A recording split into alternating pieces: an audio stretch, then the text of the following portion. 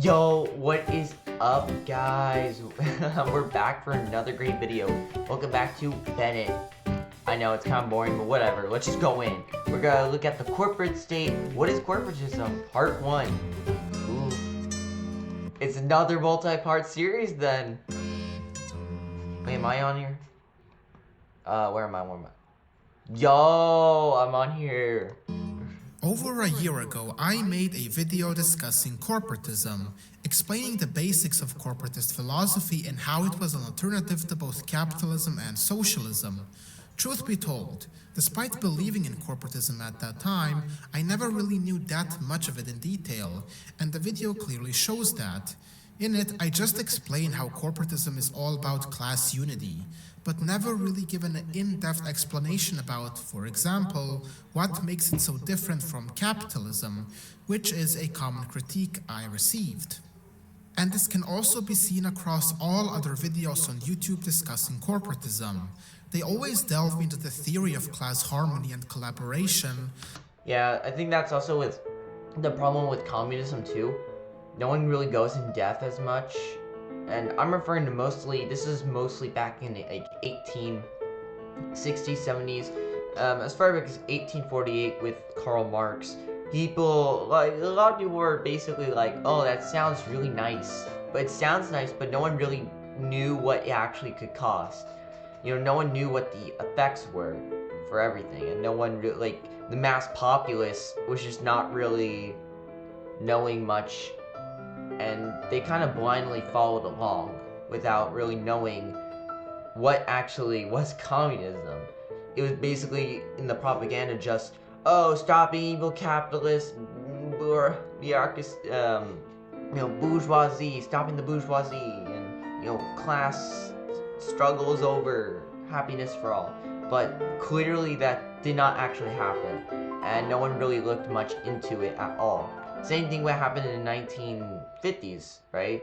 Where no one really went in depth about communism, but it was just like, oh, communism, automatically evil in every single way, which I guess that's right.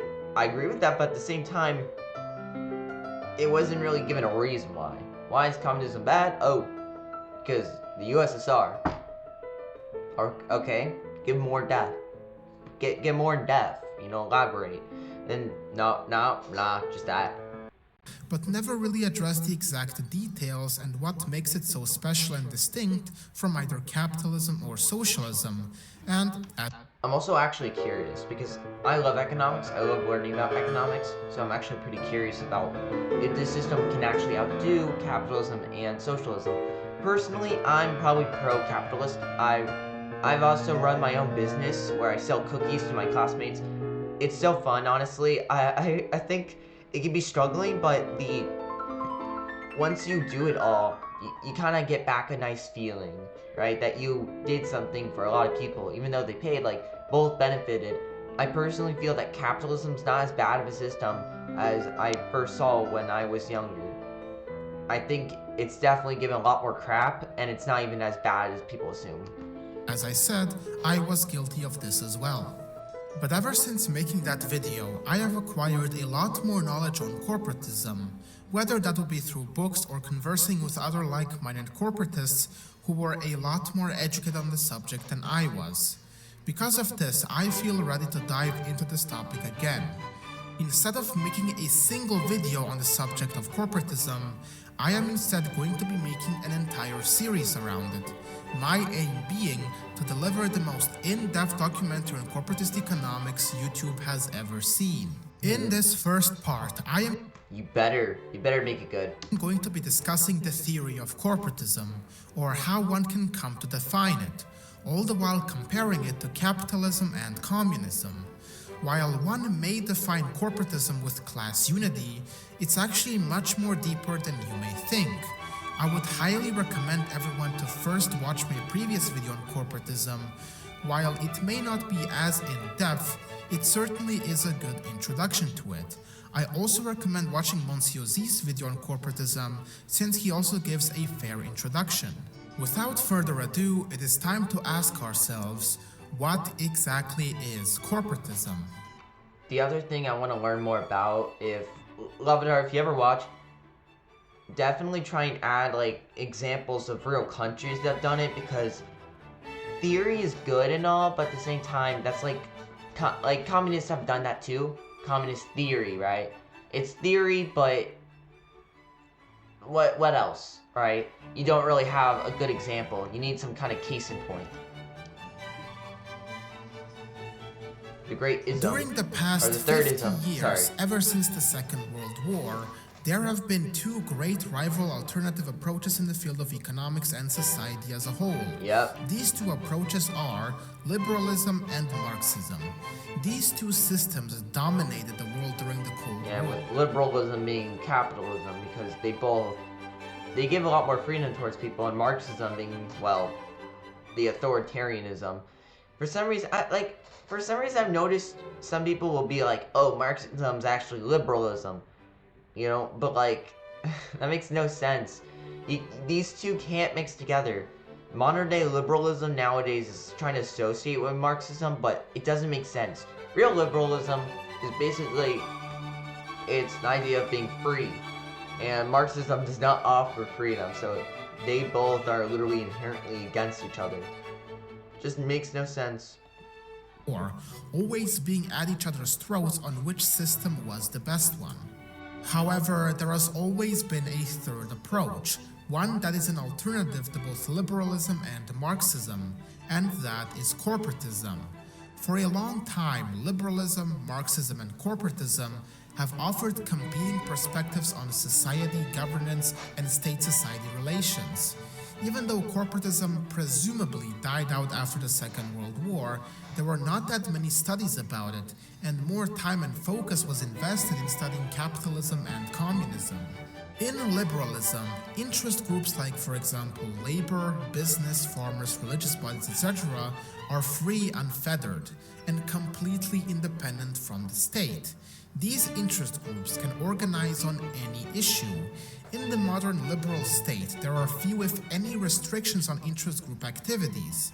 This is why in the United States and in other parts of the Western world, there are thousands of interest groups, all competing amongst each other, and according to liberal and free market theory, the state plays a relatively minor, if any, role at all. Under Marxism, the exact opposite rules apply. The state is powerful and absolute, dictatorship of the proletariat as Marx put it, while interest groups are completely subordinated. The word to Actually, you can't even have religious figures either. You know why? Because they have to deal with their other religion, you know? Communism. It's its own religion, you guys. In fact, I should probably make a video about that. Or maybe I can react to, you know, What If Altist on that. He made a video on it, which I agree with. It's basically its own religion. Totalitarian itself implies total control. No groups or associations are allowed to exist freely or apart from the state, and these interest groups have no independence or autonomy apart from the government. Unlike liberalism, under Marxism, it is the state that makes all the important decisions, while the interest groups serve as window dressing to the regime in power, at times also helping to implement the state's policies. And now we come to corporatism. Corporatism is an intermediary position between liberalism and Marxism, making itself comfortable somewhere in the middle. Corporatism, as I previously stated, represents a third way, an alternative route to modernization that tries to avoid the disadvantages of the previous two systems. On one hand, corporatism advocates for a strong guiding and directing state, but not one that is totalitarian like in Marxism.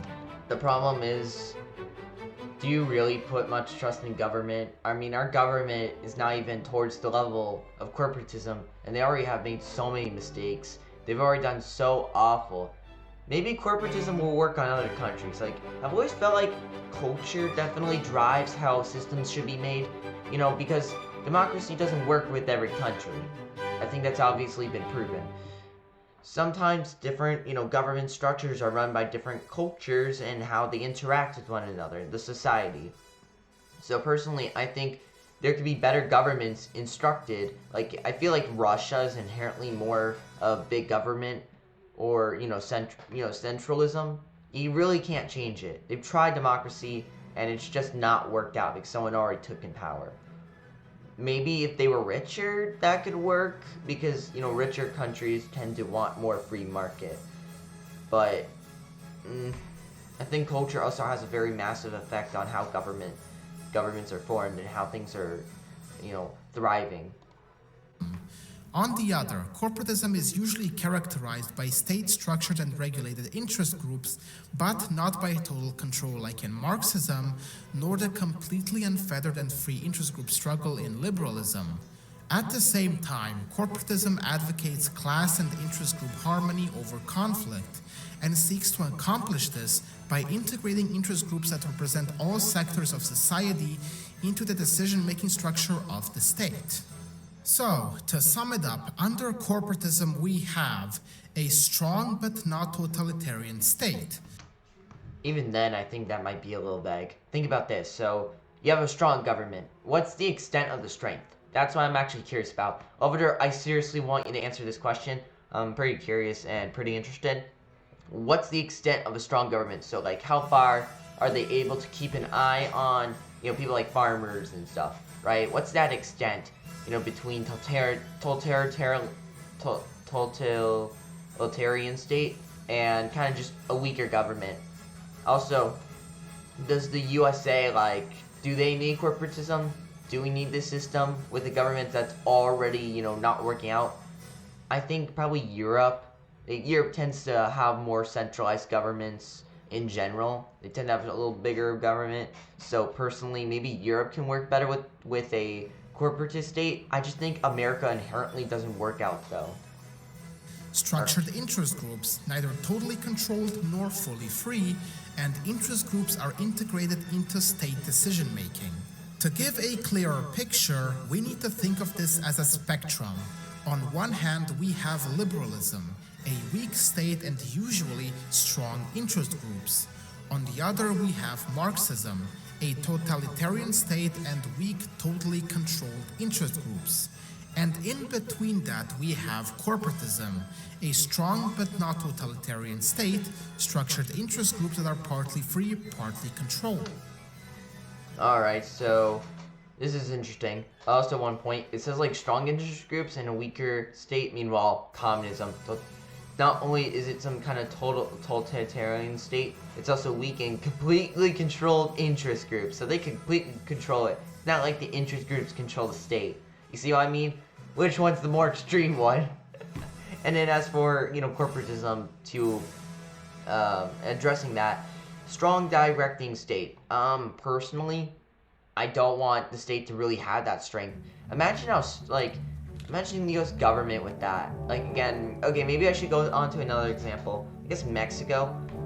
Mexico already has a pretty tough government, and already, like, it doesn't work out.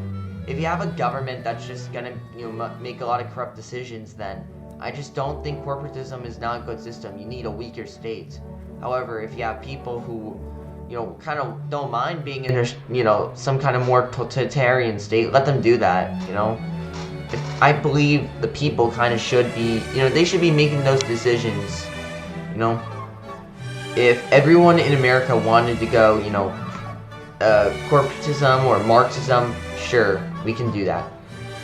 With the extent of the Constitution. We must always respect the U.S. Constitution, right? If we pass, like, amendments, for example, that give that ability for Marxist ideals. You know what I mean? As long as the U.S. Constitution is not destroyed, then, I don't mind. As for, democratic countries where they don't have a constitution and it's more about majority people, if they want to, go for this stuff, I don't really care. I don't live in those countries. I think Germany doesn't have its own official constitution. I'm not sure. But if they are like a democracy and people just vote to go Marxist, then let them do that. I personally think Germany would be better at corporatism, just because it makes more sense for them.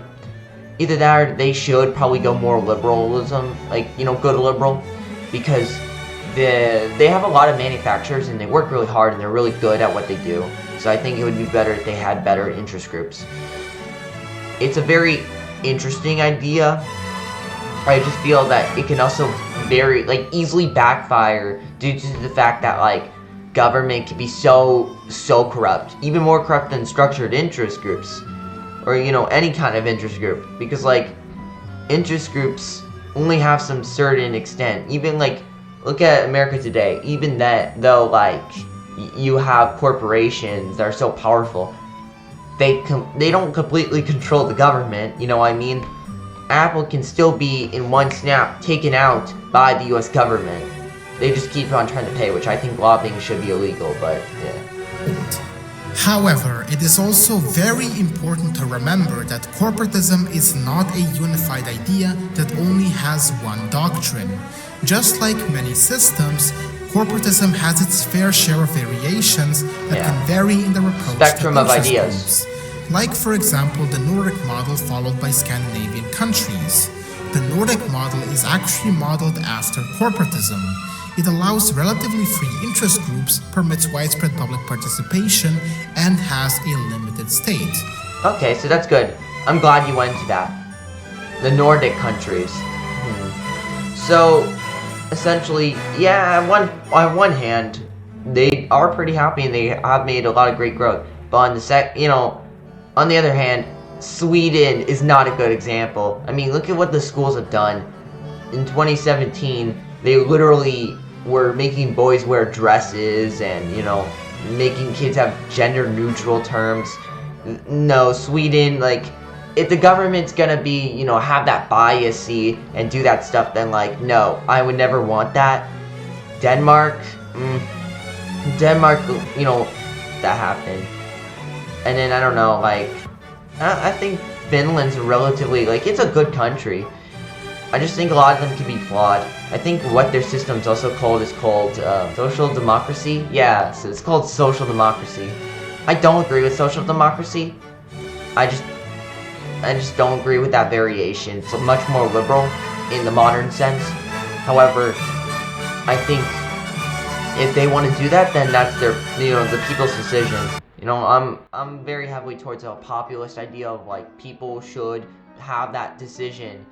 They should be more liberated to make their types of decision making, because I think personally the people make better choices than the government. This is usually referred to as social corporatism, democratic corporatism, or open corporatism. Other corporatist systems, such as those seen in Franco's Spain or Salazar's Portugal, had a strong state and strict control over interest group activity. These regimes mostly verge on authoritarianism.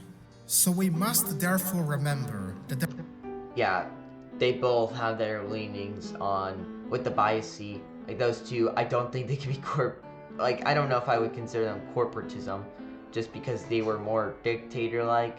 And by the way, the only time I would say justifies more dictator-like power is the only thing I trust the most, and that is God. As it says, God is the King of Kings, or Jesus is King of Kings and Lord of the Lords, and God is known as the Lord Almighty. So like those are the only ones that I truly want to obey. I don't feel positive about like really obeying the government. Though the Bible says that, we have to, we still listen to the government even if we disagree with it. Still, like it just they're just I don't trust government. I don't like government. I don't really agree with the idea of corporatism, but if it works for other people, then so be it. there are hard as well as soft versions of corporatism, secular as well as religiously based corporatism. More on that later in the series. Yeah. I also give massive appreciation that you provided examples. If Lavader, if you ever watch this video, great idea. I'm glad you added those, examples, because I don't want to hear like theory. I also want to hear like how it comes into practice, Every corporatist state is gonna be the same, and at times they may even add their own twist to it. So even though considerable variations exist among corporatist regimes, the distinguishing characteristics are still those 3 points that I brought up previously. Oh. It's time for you to get your reading super powered. So stop straining your eyes and start. In his work, Corporatism and Comparative Politics, which is one of the sources used for this series, author Howard J. Wiarda would say that there are 4 forms of corporatism, specifically the 4 stages corporatism has gone through and evolved throughout history. Those are natural corporatism, ideological corporatism, manifest corporatism, and modern neo-corporatism. Let's take our time to analyze and examine each one. First off, we have natural corporatism. This type of corporatism is seen in many old societies like Africa or Asia that value community and group identity over individualism. By natural corporatism, I mean the way groups like clans, tribes, or communities are central to politics and society in many parts of Africa, East Asia, and South Asia. Even in Western Europe, before major changes brought by the Renaissance, Enlightenment, and Industrial Revolution. Yeah, but I don't think they're that great of an example, just due to the fact that, like, maybe it would have been some areas probably were happy, but a lot of them, they had to go through brutal, like, it wasn't all happy. It would have to go through very brutal things that would happen, like, being sent out to, pointless wars where the government, like, that's just so stupid. I feel like the people should have a say when wars happen. Sometimes I think, wars can be justified, but, like, randomly sending out the battles just for, government gain, that's, really stupid.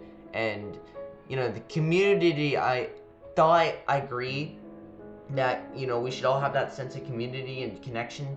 I also think that individualism is something that also needs to be there. I don't know, like, I think individualism should be maybe slightly above society, just because, like, what if the society is something you don't, you don't agree with, you don't like? You should probably be able to make your own personal choices and decisions since you're a human adult. However, I don't think that, that doesn't mean society is important. I think society is very important and it creates a connection. However, we also have to understand that, like, people are different. Every single one of us has different genetics and different, ideas. We're all individually different. You'll probably hear a lot of stupidness, you'll hear idiotic people that'll have, their own ability to speak, but I'm still gonna fight for that ability of theirs. Ability to speak is an amazing thing. Even if they want to censor me, like, they don't truly have that much power. If they want to speak, let them speak. I don't really care.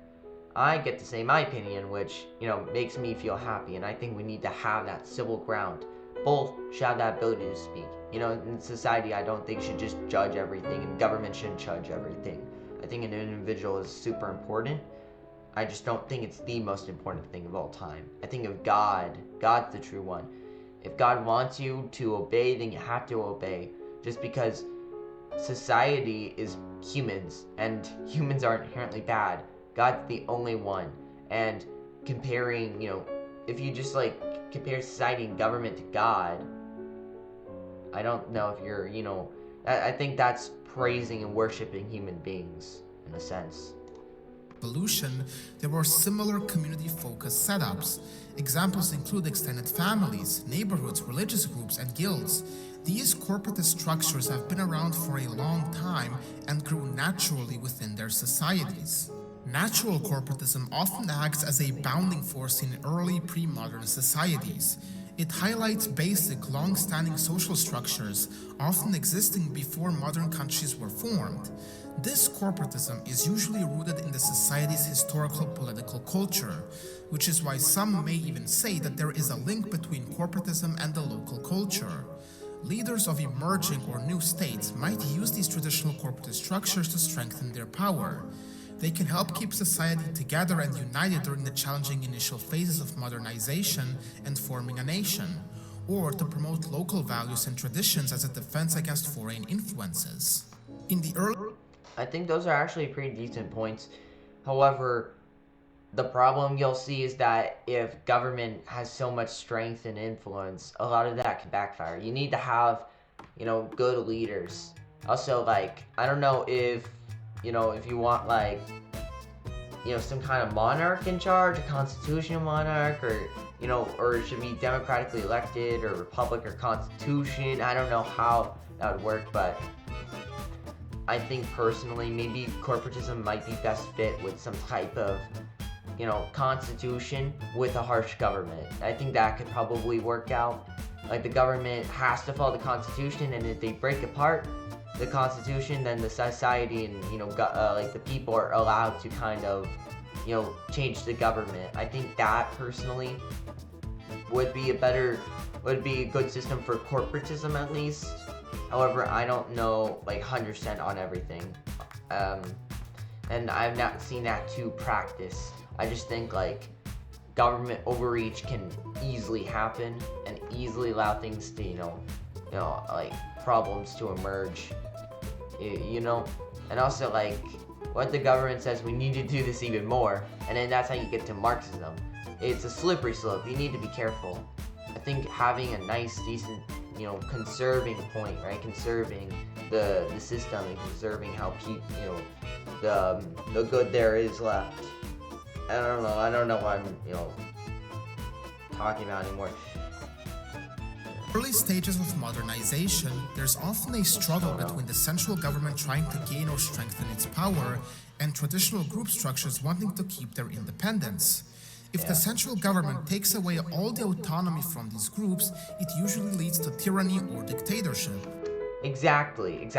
How will you address this? I'm actually curious, like, because this is something that really genuinely like connects to me, since I might be pro-capitalist, but I think I can easily change my opinion, except with communism, but we already know that. On the other hand, if there's a balanced and legally recognized relationship between the central government and these traditional groups, it's often seen as a form of constitutionalism or even democracy. In Asia, community-focused structures remain strong, contrasting with American-style individualism, which can be confusing for Westerners, especially in places where Confucian values are still influential. The central government either has to work with these groups or try to eliminate them, which is becoming less favored. And the problem with the West, we're too rich. Yeah, I know like a lot of people might, be bored of hearing that, but like, again, that's the thing. Most of these societies, like, stuff like corporatism, they're kind of more something that goes back in the past even. Corporatism, it probably was something that was from like old systems from a while back, and then with capitalism and with like liberalism, the thing it gave us was just like success in such a way that we're way too powerful for our own sake. Humans have now become so rich and so powerful in the West, and then what the government did was it kind of just, while we were doing successful, they tipped it over. And what they did was essentially, particularly in America too, they made it harder and harder to keep that. So we have all this ability and power, but we want to keep on holding on to that. And so everyone's working to death to try and keep the American grind alive. We need to start focusing on America again and just ignore what's going on in the rest of the world. It's really sad that it happens, but I think letting go of things like the UN more, letting go of the Europe and the rest of the West, I think we should kind of focus on just trade and kind of being more on our own and fixing our own problems, because I believe that's the best way to do things. Focusing, we should focus on ourselves, but we shouldn't, have an ego, if you know what I mean. It's kind of like the idea of individualism.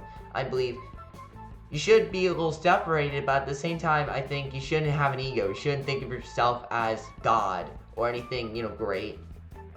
Yeah, that's just my own personal opinion. And just because, you're more of an individual doesn't mean you can interact with society in a way.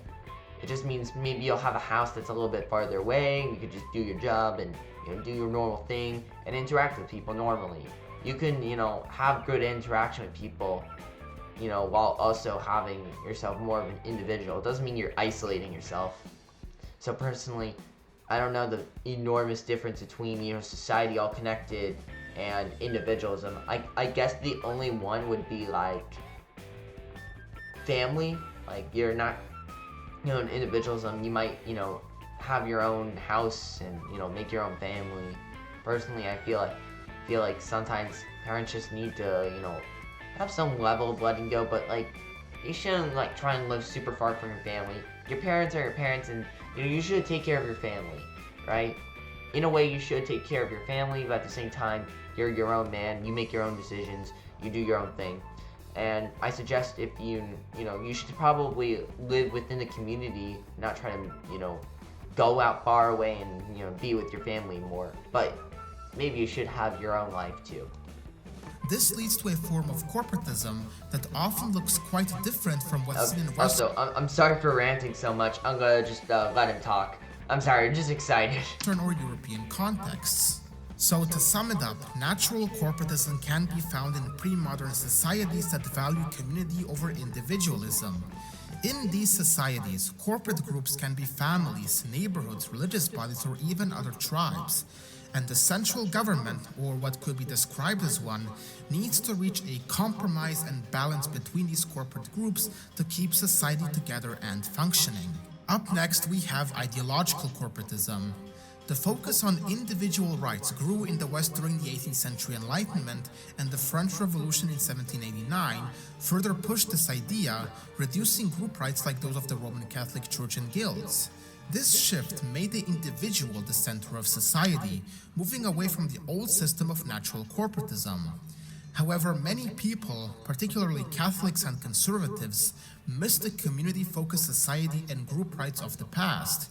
Initially, they just wanted to go. I think the problem is when you get to something like medieval Europe. Medieval Europe, if that was more corporatist, you can correct me if I'm wrong, but if is referring to something like medieval era, that's the worst thing you can never live in. Like the medieval era was so awful. It was so awful that like you had massive amounts of death and blood, and like you had these mindless crusades. You had all this like destruction that came along, and you had governments that were just so disorganized, and a lot of problems happened. Now, don't get me wrong, there was a lot of good things that happened in medieval Europe, but overall, it wasn't a good era to live in. That was not Europe's greatest time. I think it's better to play around with it, just be like, oh yeah, I have a medieval sword. Medieval times were fun to watch, princesses, knights, all that's fun. But you don't want to live there. You don't want to live in the medieval times. You don't want to live in that type of era. It makes sense why everyone moved on. It wasn't a bad thing that they moved on. And yeah, that's just my own personal opinion. You can disagree if you like. Go back to the old ways. And remember, correct me if I'm wrong, because I don't know if he's referring to something like medieval era or Rome, because Rome was much better system than how like some countries in Europe were in the 17th, 18th century. So correct me if I'm wrong. By the mid-19th century, some thinkers and religious leaders started developing a new idea to address the societal disconnect of the modern industry. I'm actually pretty curious. Tell me in the comments. Was the Roman Empire like corporatism? Age. They called this idea corporatism, which gained popularity alongside liberalism and Marxism, becoming another significant ideology in the 20th century. Around that time, corporatism suggested organizing society around its main groups like families, neighborhoods, workers, farmers, business, and others, instead of focusing on individuals. These groups would have a say in economic and social decisions, and along with the government, they would manage their own members. They would acquire their own special parliament on these matters. Instead of the usual one-person, one-vote system, in corporatism, representation in this parliament would be based on groups. For example, a certain number of seats for the military, another for business, and so on. And all these interest groups would nominate their representatives. There would be quote-unquote corporations formed representing both workers and managers to help set wages, prices, and production in different industries. This way, the focus shifts from individual interests as seen in liberalism to group interests. It also aims to replace the class struggle idea of Marxism with a more harmonious class relationship. In the early 20th century, corporatism became popular in places where extreme liberalism was causing chaos, like Spain and Portugal, where there was fear of escalating class conflict or a potential revolution, like in Germany and Italy, or where governments needed to control the economy during tough times like depressions or unchecked capitalism, which was the case in many countries, especially during the 1920s, 1930s, and early 1940s, before World War II ended. Corporatism was a widely accepted idea in Europe and Latin America. It was a hot topic with a lot of books, articles, and news stories discussing it. Up next, we have Manifest Corporatism. Corporatism. I don't know, because like, first off, addressing the whole seating thing, how do we measure what is more valuable? Like, how do you know if business is above military, or if, you know, military is above, I don't know, something else? Like, I don't know.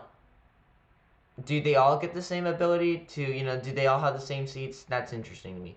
I guess that's one question, and the other thing I'm curious about is like, I don't know, like, let's go back a bit. Let me try to remember. Liberalism with a more harmonious class relationship. In the early 20th, the idea of Marxism was the industries. This way, the focus shifts from individual interests, as in liberalism, to group interests. It also aims to replace the class struggle idea of Marxism with a more harmonious class relationship. Alright, so what makes me interested in that is like, I don't know, what's the biggest difference between this and like how, something like maybe something slightly more communistic? Like, I'm actually pretty curious because like, so the government doesn't have full control over the business, but the business people, they're kind of connected to the government, right? So I'm just saying, what if like they, stuff like lobbying, right? Because now they're much more interconnected with the state, right? Because one thing about liberalism was that like this stuff is completely separated from the government. They do their own thing, right? So corporatism is kind of like if the government was a bit stronger and these communities kind of connected together, if I'm getting it right. I just don't know 100% because a lot of them do want to do their own kind of thing. I think one example is that in the Russian Empire, a system like that was kind of made from who was it? I'm trying to remember. I think it was Catherine the Great, where she got different communities, but a lot of them would fight over, who was above the other because like, a lot of them were focusing on their own natural needs. The other thing is, what's the drive? Like, what's the biggest drive for them all to work together? I think if you have that type of, good drive and motivation for, these types of groups, you could probably be able to make it really, really good of a system. It's just, I don't know. It's interesting. I don't think corporatism is a bad idea.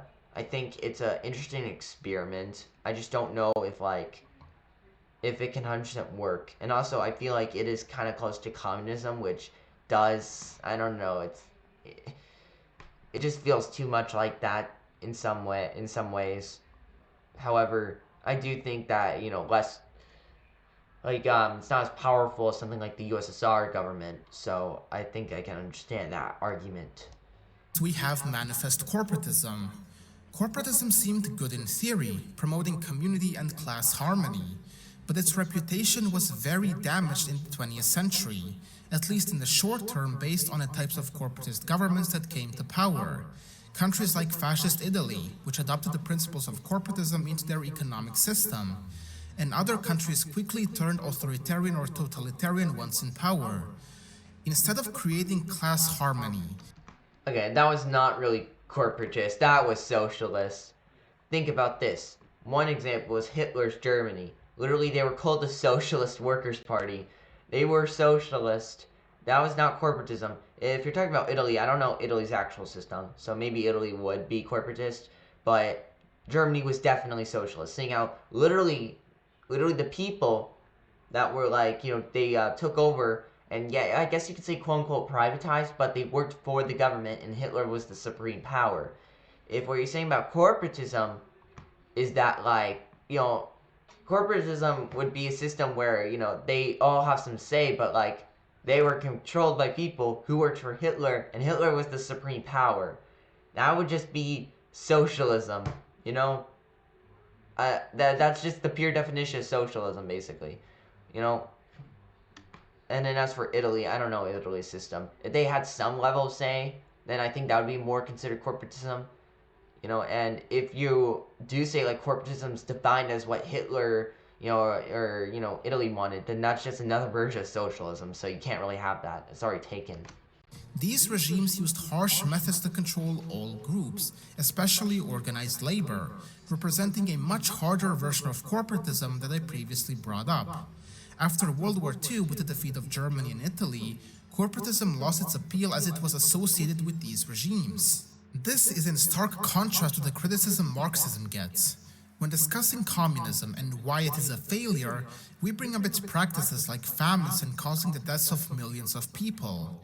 But the criticism of corporatism doesn't come from how it was practiced. In fact, for the vast majority of these countries, corporatism worked pretty decently, or in the case of Portugal, it made it incredibly prosperous and modern. But rather, the criticism comes from...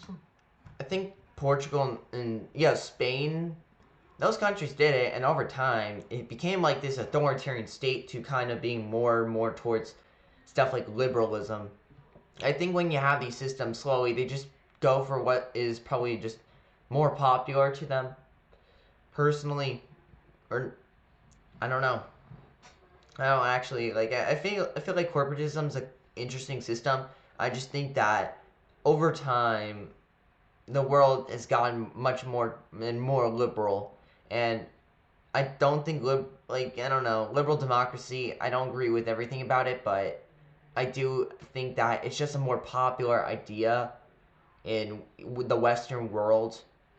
It's just a much more popular idea than something like corporatism. And even if you didn't have, you know, fascist Italy, just the idea, I don't know, to some countries, to perspectives, it just feels too, I guess, niche, or it doesn't feel like a system they would implement. I don't know. Corporatism does feel like it could hit that moderate middle, and it can be a decent system. And they did, like, I'll give that system a credit for having Portugal and Spain not try and be these super authoritarian countries that stayed like that. They moved over. They changed over time. And I think they, you know, in some cases, they probably did better job than the modern day countries, you know, of Spain and Portugal, you know. I just don't believe you should always have that super hardcore, or you shouldn't have a government that's always, you know, having that control. And I don't think government should, you know, have connection with like interest groups. I don't think they should, you know, be so, I guess, like, connected in a way, just because a lot of corruption can easily happen. You can easily be able to take both. You just need to control the state and be able to control some of the interest groups, and bam. Meanwhile, if you were to try that as, like, you know, the government, you would have a lot of people against you, and you would have, you know, a very hard time in actually taking power. And then in Marxism, bam, you're just already the leader. You know what I mean? From the assumption that because a lot of authoritarian and fascist regimes used it, that corporatism is inherently fascistic in of itself. But there were also other reasons why corporatism was unable to make its great debut in the early 20th century. Firstly, the looming threat of war in the 1930s made it hard to carry out the social changes corporatism aimed for. Secondly, the Great Depression during the 1930s meant there wasn't enough money for reshaping society in a corporatist way. Thirdly, these governments realized they needed support from big businesses to keep their economies going, so they often let the business sector avoid corporatist changes. And fourthly, the corporatist governments tried to control organized labor heavily, fearing it could lead to revolutionary movements, which at that time was a serious threat. This went against the corporatist idea of class harmony, as trade unions were harshly suppressed instead. For these reasons, Salazar's Portugal could be considered the most successful corporatist economy in history, lifting a previously underdeveloped corrupt country into a regional and industrialized power. And because Portugal didn't really have that many of those previous worries I brought up, they could focus a lot more on reshaping their country to the corporatist system. But My question is, are they still corporatists today? If the government was so great, if like the system was such a good idea, then why did they become more and more liberal? Or are they still kind of corporatist? again, this does not mean other corporatist countries were failures. They were at most pretty decent. And finally, we have modern neo-corporatism. This type of corporatism is very much different from the kind of authoritarian, top-down and status corporatism many interwar countries practiced. Neo-corporatism, also sometimes called societal or democratic corporatism, is present not in developing nations, but in already modern industrial and social welfare-oriented countries. Yeah, and those countries, no, I don't want to ever live in them. Because guess what? The governments are corrupt. Probably the older corporatism works better, but neo-corporatism is just a failure. Because, the systems just don't work out well. Look at, Scandinavia. They have very low populations. You can't really make that with a comparison towards America, or just any country that has a very large population, and especially population density. And the other thing is, even if you don't account for that, they all look the same.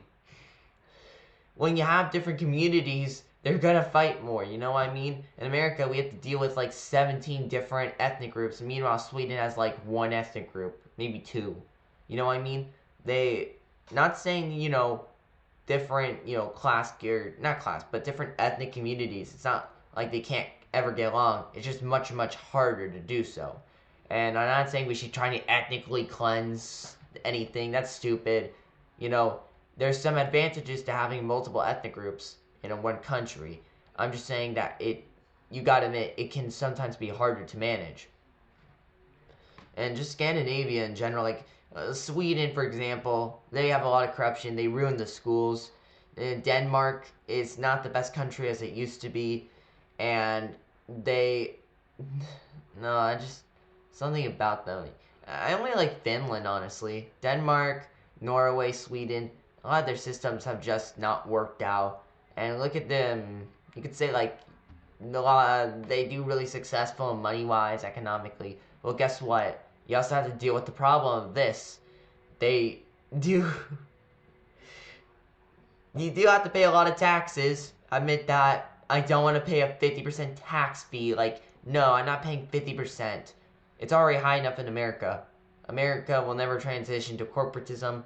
It's just impossible in the standards of how we are. However, if it works in Europe, then go with it. I just think Scandinavia isn't the best example, and I think like this system idea, if like all of Europe implemented it, it would just destroy them. I mean, Germany's already bad enough with their big government. I don't like the German government. It sucks already. So giving it more power won't help, I just see this as government having a little more control, but, if the government can be controlled well, I actually think this could be a good system. Neo-corporatism incorporates societal or interest groups directly into the decision-making machinery of the modern state on issues such as industrial planning, social welfare, pensions, and so forth. Usually the groups involved in such incorporation are economic, trade unions, employers, and farmer groups, though depending on the policy issue, cultural, social, and professional groups may also be involved. Neo-corporatism is... Wait, isn't that basically just like how liberal Westerners are? Or like, the modern day liberalism. Isn't that how they act, leftists? They'll just be like, oh, let the government take your money. It'll grab a giant, chunk, but it's like, nah, don't worry. The government will take care of it for you. You're alright. That's just California. That basically neo-corporatism feels more like California. Maybe it's not, but it definitely feels more like how California works. I don't know. Mainly present in advanced European countries where business, labor, and state have often reached a tripartite agreement, or what is often called a social pact. Usually, these social pacts are carried out with government guidance, like, for example, labor giving up its right to strike in return for employers granting wage increases and expanded benefits. And these pacts can be very much mutually beneficial. Labor gets more money and benefits, business gets stability and continuous productivity, and the state, quote-unquote, buys social peace. The exact details and explanations on how this social pact works I will be explaining in a later part, where I will dedicate a video solely on how industrial management and distribution of the means of production work under corporatism. But you get the point. It is a system in which groups affected become themselves a part of the state agencies responsible for carrying out their programs. Neo-corporatism may thus be present in the modern era over a variety of issues, and also in a variety of forms. Strong corporatism, as I will explain in more detail later on in the series, in Austria, Sweden and Switzerland, and weaker corporatism in France, Germany and Great Britain. But all of them have this in common: the formal incorporation of interest groups into the actual decision-making apparatus of the state, rather than the freewheeling independent interest groups as we see under liberalism and free market capitalism.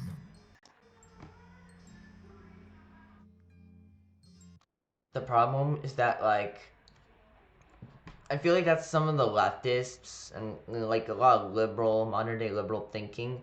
The problem is that it doesn't work out well. The problem is, like,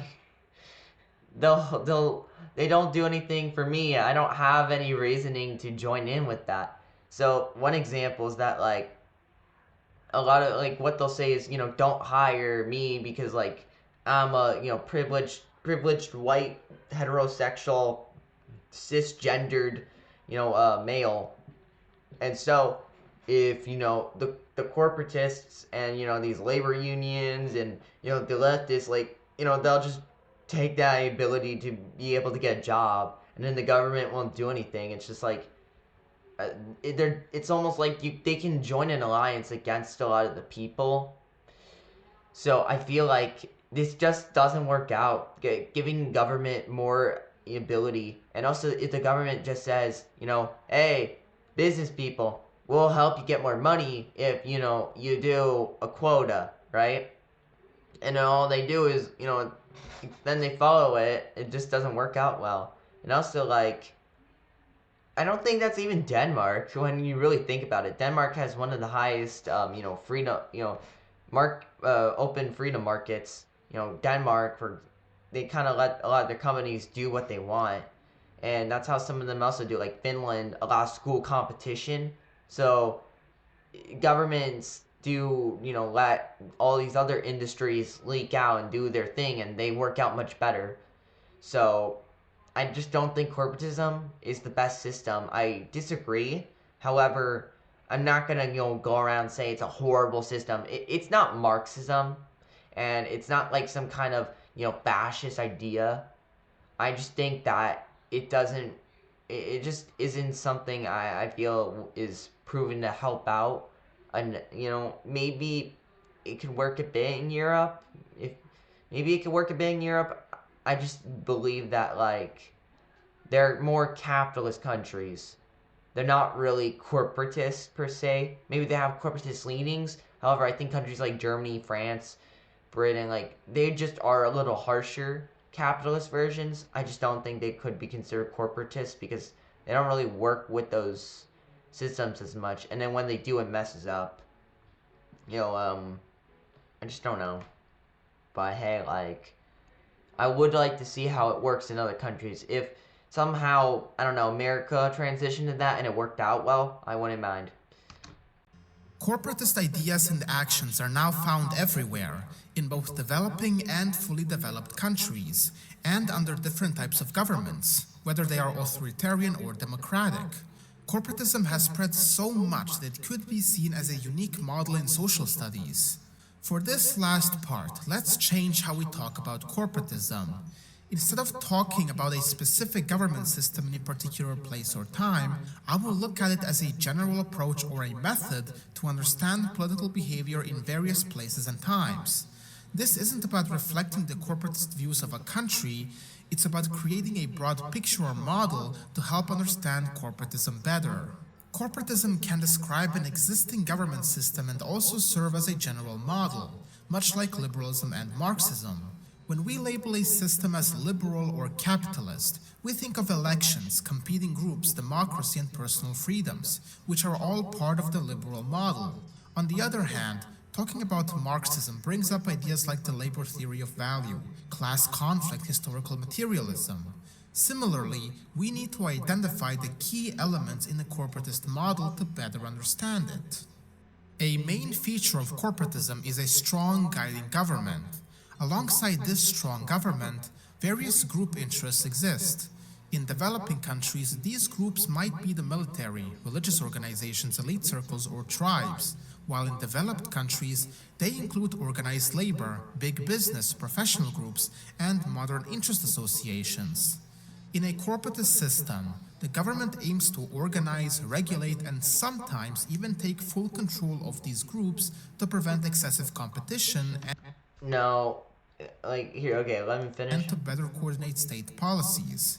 Now, here's the problem here. If you give a government complete control or something, it's not going to work out well. It's not going to work, right? That's just called a country being a little more authoritarian, you know? Here's the thing. If the government has so much control over those things, like, why not go even farther, right? There's nothing stopping you if you already have so much control. I think what would fix corporatism the best if it was, like, not just government there, but like separate bureaus working with these groups. So, for example, welfare, right? Welfare, I believe, can be controlled by the government and should be controlled by other people, right? And let the market economy kind of, fix it up. Or, healthcare. Because with healthcare, it turns out it would actually work better if it were in an open market, because they compete over time, it gets better and better and better, and the costs actually get lower. So if someone knows what they're doing and then they're just silenced, and then you let everything just run as it is, you kind of get something like what Cuba did, right? However, I do think, corporatism, I don't think will be something like Cuba. I just think if you go to the direction of a government having so much control, that's really bad, right? It's very risky to kind of give government so much connection over, all these groups, all these different people. It's just a really, really careful thing you have to do. And you just need to be very cautious. Like, the government needs to be with a lot of restrictions before you can even think about the government having that type of level of power. Meanwhile, these groups strive to keep some independence from the government and negotiate with, infiltrate, or even take control of it to promote their members' interests.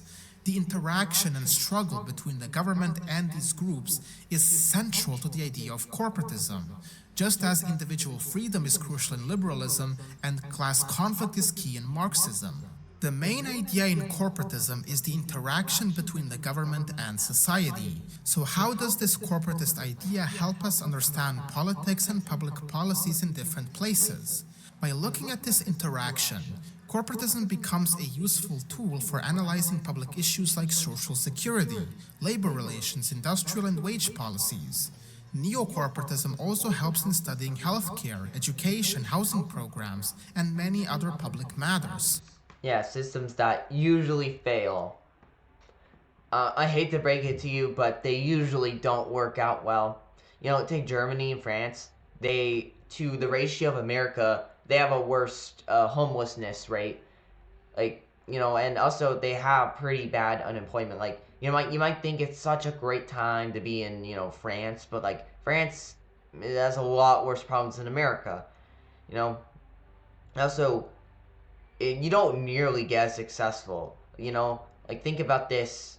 Germany is the most successful out of all of Europe, and they have $4 trillion economy. We're at a $25 trillion economy. The only problem is our spending, but yet we are so powerful and successful that we could be able to probably destroy Europe if we wanted to. We can occupy the land. We just don't want to go for it because, one, more debt, and two, well, a lot of people don't really want that, and I don't want that either. I'm just saying we have that ability, but we literally don't want to. We just want to, be, America should be left alone to do its own thing. And this also feels kind of a bit like how the UN works. So think about this, right? Like, you have different countries working together over deals, but guess what? The UN is corrupt. The UN has served their purpose, and the UN is kind of just now being corrupt and, making a lot of horrible decisions. Same thing with the EU. They take away a country's ability to speak. If you're just a little Hungary, you don't have like the same control. You're stomped over by Britain or UK. You're stopped by France. You're stopped by all these other bigger, stronger countries. Hungary doesn't have the voice, so it makes sense that Hungary wants to leave the EU. The problem is money. They won't get as nearly as fun. Like, they won't get as much funds, and it's kind of almost like it's a forceful thing. If I'm having a business, I think I should have the option to kind of be left alone and not have anything to do with government. I don't want to be part of government just to own and, operate my own little business. I think it should be either like some kind of more optional thing for businesses or, unions or groups, to do that, or either that or, certain representatives of that come in and they all are the government. I feel like that would make more sense. So, being like, the unions or, the business people, or maybe just some of the workers' voice, or, you have farmers, manufacturers, blue collar, white collar jobs, like a bunch of different groups of people, religious groups, stuff like that. They all kind of are more the government with a strong constitution that blocks them from trying to, get above the other. And they all kind of try and make deals. And then maybe some kind of weaker system that kind of helps them to unify, but has the same ability as like a confederacy. It's complicated. I don't think that's, any better than, corporatism, but I think that would probably, I don't know, I feel like that would be a little safer because you would have less of a guarantee of the government having too much power. I personally feel that if I were to pick between a company and and a government taking power, I'd rather want businesses to be a little stronger, just because at least they're not, the government, because the government is way worse in the things they can do. It's just you don't want to know how bad governments can do. Governments are, everything bad that's happened, most of them have been started, by these extremist governments, like what happened in the USSR, China, all of China's history, right? And like Europe in, medieval times, and, and basically a lot of the, countries in Africa, Asia, a lot of these extreme, powerful, authoritarian governments, especially Nazi Germany, right? Beyond these issues, corporatism helps explore the balance of power in society, relationships between workers and employers, changes in government power, and how different groups interact with government agencies.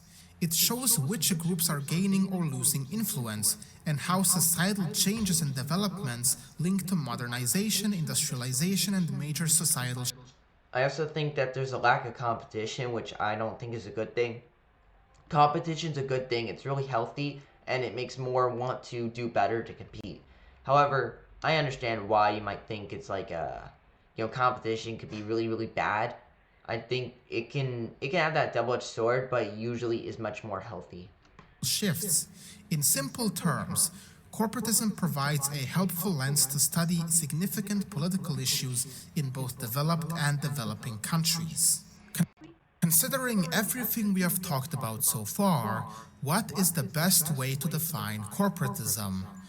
Corporatism would be considered a system that advocates for society to be organized along corporate lines, where these corporate groups are directly involved in decision-making that involves their own respective group interest and needs. Under the guidance of a strong but not totalitarian state, these interest groups would work together in class harmony to further the development and advancement of the country through consensus and compromise. But the truth is, because there are different kinds of corporatism that can vary in their approaches, is the reason why a universal definition of corporatism can be difficult to give. But putting all the different approaches and methods aside, This is, in the end, what every kind of corporatism strives for and aims to achieve. So now we come to another great question. Is corporatism a capitalist or socialist system? And in my personal opinion, it could be considered both, a mix of both Yeah, it's more of a mix personally. Or sorry, not personally, but like how I, at least how I analyzed it's basically a mix. Even the colors pointed out well, mixing the red and yellow with more of an orange. Corporatism's kind of that mix. I personally feel like it does blend in a really bad idea with socialism. Any level of socialism I think can be suspicious in my opinion. I don't know. It's just I personally view capitalism as a much greater system, so it would make more sense to put more ability on this one than a system that's been proven to be bad, right? Why do them equal when capitalism's a system that has been proven to work a lot better than socialism? However, I don't think you have to reject all of socialism. I personally feel there's still a chunk of socialism that can work. I just don't think like you can really expect a good mix. It's not like it's like with capitalism, it works too well, so you try to limit it with some socialism, right? However, if you're just mixing the two systems, they're just gonna fight over, and then soon, if it goes socialist, then you get, like a fascist government like Hitler, right? And then if you go capitalist, you'll just have America, and you'll probably have a lot of companies that are gonna fight, and then, it's already bad enough that they work with the government. I mean, that's basically like how lobbying can work. All you need to do is be a company that has a lot of money, and you just pay people, pay the government to keep quiet on your, on doing really horrible, things to everyone. You know what I mean? It can be easily corrupted. However, if you are very, strong and careful with it, it could work better. I personally view this as a system that just can't work perfectly. However, I don't think it's like a trash system. I just don't agree with it, and I feel that the individual should have a little bit more say and power, and the individual doesn't get enough representation in this idea. And it also feels like it more like leftism or modern day leftism than it does feel like a legit system that could really work out well for everybody. capitalism and socialism, although again, this can vary. For example, modern neo-corporatism can be more capitalism-leaning, while the original core doctrine of corporatism from the late 19th century could be considered more socialist-leaning. But in the vast majority of cases, it doesn't really go over too much into one side. Capitalism and socialism are all about having one class dominating and being more powerful over the other. In capitalism, that is the managers and property owners, and in socialism, it is the workers. And this idea of one class being more influential goes against corporatist doctrine, because in corporatism, all interest groups are on an equal playing field. Let me explain. In capitalism, if a CEO suddenly decided to want to cut the salaries of his workers, all he has to do is discuss it with the board members, and that is it. Your pay is reduced and there is nothing you can do about it, and you were never asked. Hey, it is the CEO's private property, and he can do what he wants with it. If you're not satisfied with the pay, then just leave the company. But in corporatism, if a CEO wants to cut salaries, he is now gonna have to go through the process of negotiating with the trade unions. In this case, the group that will be affected will have a say in the matter. So, a representative from the employers and the trade unions sit down and negotiate, with a representative from the state acting as a mediator. Okay, the other thing though is that, let's admit it, corporations are usually not gonna randomly cut salaries. They can be evil as like hell. Like, they can be some of the most evil things ever, but like, they aren't stupid, Companies aren't, idiotic enough to just randomly cut salaries just so they get even more money. A lot of them will cut salaries just because they want to avoid, some kind of problem that happens. I think that the problem here is that, like, if the government, is all, like, here's the thing. So corporations, right? This is something America has done too. A corporation runs out of money, right? The banks failed. The government, they could just go to the government and be like, oh yeah, have more money, have more money. And then the trade unions can just be like, hey, he's getting a lot of money, so pay him off too. That's how a lot of, government's thinking. Just throw money to solve the problem. Throw money, throw money. This happened in like 2020 when they were just forgiving everybody. It's like, hey, nah, we'll just forgive you of your money. And then they just want to cut a salary. Well, that's their own decision. Good luck running your business with less workers, because guess what? Once more get cut off, you actually are, making less money because less people are working. So you understand the consequences. And another company comes up and takes over. If it were a monopoly, that would make more sense why it would be so horrible. But since there's like 30 different corporations saying, hey, we'll pay you better pricing, we'll do better, right? That person's more likely to just go to someone else. Especially in our modern day world, there's so many different options. 99.9% of companies, they're all small business owners, and 90% of them are family owned. So I just don't feel like this would be a fair idea. However, I understand why it would be appealing. I just don't fully agree with how this would work. And I don't think the government can really be unbiased. The government has so much biasy. So now, if salaries are going to be cut, negotiations are going to begin, and the representative of the employers needs to perhaps give concessions to the workers if he wants to go through with it. And the same applies to the trade unions if they want a company-wide raise. In this way, no matter how much influence or money an interest group has, they are worth the exact same as the other. The other problem I have with the system, what if the corporation says, hey, we give a lot more benefits, we help you out, guys, right? In exchange, you keep us from, getting destroyed from other companies that actually might have better, might do better. Sure thing, right? That's the worst type of corruption, right? Please guarantee us, how there was a thing called like a chicken war that happened. This was around, I think, 20th century. Do you know what the government did? This is in Europe. European companies were worried about the chicken industry in America. And so what they did was they just put high tariffs and they made it more expensive for American chicken to be sent to Europe. So the chicken in Europe would grow and they would do their own thing. Do you know what happened?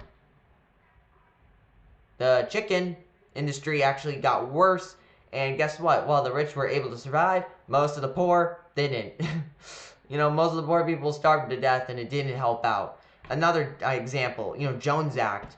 Jones Act is a horrible idea and essentially kind of gave much more benefit towards the corporations because they were like up to the government. Government, come on, government, please. We need, help us. All these other foreign companies, they're doing so good with their shipbuilding. We might run out of business. Instead of being like, that's your own decision because you make your own thoughts and ideas, you do your own thing, and if you're failing, you improve, and over time, the market will fix itself. Nah, the government will just be like, okay, Jones Act, we'll make sure that, other foreign ships have a harder time, trading with us. We'll make it worse for everybody. And then those companies will be like, I don't really want to work hard as much anymore. They're not as motivated. That's the problem. However, I think if the government was smarter and not just throwing money and I would trust this more. But it's just not worked out. Italy has also shown to fail, seeing how they have 136% of a debt to GDP ratio, worse than any other European country, and they've been failing and having a horrible population rate. And this has been failing for Europe. They're running out of money. They're running out of wealth. Soon they're just gonna collapse. And if they try to do a system like this, they know that the government will just overpower them. Other interest groups, because just like in a human body, if the body is to be healthy, all organs need to function with each other.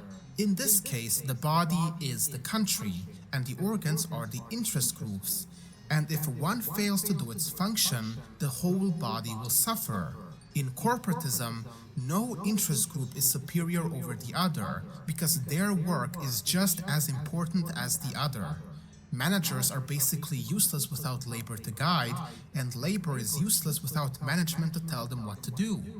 So this is why I see corporatism as a combination of capitalism and socialism, because it doesn't seek to give privilege to one group over the other, but rather gives them all an equal playing field and the same rights, and the state just acts as an intermediary between them.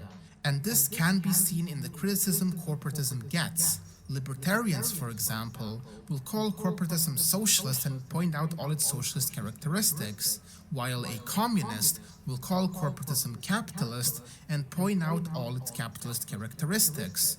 But this just proves that corporatism is both, neither libertarians nor communists.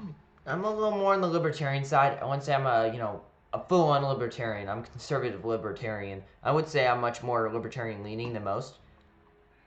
I personally feel that, yeah, it definitely has that communist and socialist leaning. But the difference is that, they aren't the same level of bad, right? Socialism is way worse than what capitalism can ever do. And, complain about Apple all you want, but Apple's the reason you have an iPhone, Companies are the reason we have all this innovation in the world, I do think there are only, not many, but there are a few times when the government is justified and it makes sense for them to step in. However, I think those are quite rare, and it shouldn't be the case that they should have such powerful control. I'm just worried about government expansion. Tell me in the comments if you agree, disagree with some of my points. I just personally feel I don't want to get invaded in my own private space by government, and I don't like the idea of redlining. They'll like what California will do is they'll redline everything. They'll make it extremely hard to really have a house in some areas, or be able to build a business, and that's why you see more big corporations being able to take over in California, while you see Texas that's more capitalistic and guess what, Texas has more small businesses growing and has a faster growing economy. It's succeeded more. Communists can comprehend that a system can have a bit of both, but they only choose to see the world as either capitalist or socialist, nothing in between. In the next part, I am going to be discussing much more in detail about the history of corporatism and where it came from. Does corporatism emerge out of the history and culture of the society, out of political or institutional needs, from a crisis, or from some combination of these and other factors? That will all be discussed in part 2. Alright. For my own conclusion, I thought you made a really good video, made a lot of good arguments, and I, agree with a lot of his points. I just personally feel that corporatism's at that point where it's just too dangerous. It's too risky for me. If I were a business, I feel like I can do two things. One, not really do anything and let other companies just pay off the government to just, take me over, and then, they have more immoral ability, Or the other thing is that I could just, be immoral and try and pay off the government to censor everybody else. Government, they're gonna like money, and then they want to spend money on things. And the government just makes a lot of bad decision making. I don't want them to be the leader. I want them to be, kind of at that playing field with, with how the, others work out. How corporations are. I want them to be left alone from each other and have, separation of power. It's like the whole separation of power with church and state. I personally, my own personal opinion, I feel that you should, if you're Christian, be Christian. If you're Muslim, be Muslim. The church, the church shouldn't, have such influence and power over government, just because, you don't, why would you want to associate with the government anyway? The government is corrupt and has made a lot of bad decisions, and that's just not the American government either. That's just how Japan's government has acted. That's just how European governments have acted, where government irresponsibility leads to a lot of pain and suffering to people. I don't have enough trust in the government. If you can address the whole government overreach, I would be, happy to have a conversation. I think corporatism has a lot of advantages. I just personally feel that, no, it just won't, it's not something I personally would want, but, hey, that's, it's perfectly fine that you have this opinion, and I don't think you're some fascist. I don't think you're fascist for wanting corporatism. And yeah, that's the end for this video. I really love it. It's one of my favorite videos I've ever went over, just because I really love talking about economics and political structure and all that stuff. This has been a really good video. And yeah, I'll see you later. Goodbye.